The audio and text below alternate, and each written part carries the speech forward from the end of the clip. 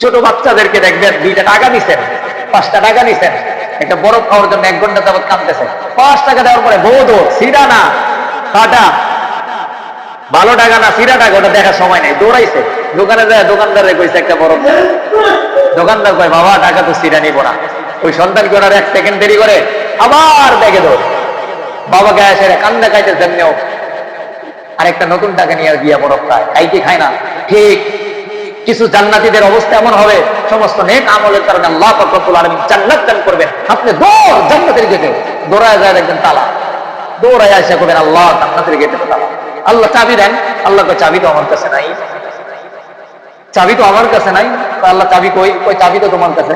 কয় আল্লাহ চাবি তো আমার কাছেও নাই। কয় দুনিয়াতে যদি তুমি নামাজ পড়তা বান্দা, 5 ওয়াক্ত নামাজ যথাসময় আদায় করতা, আল্লাহকে খুশি করার জন্য যদি করতা, তাইলে আমি আল্লাহ ওই মিফতাহুল, ক্বালা নবী সাল্লাল্লাহু আলাইহি ওয়াসাল্লাম মিফতাহুল জান্নাতিস সালাত, নামাজ হলো বেহেশতের চাবি। যারা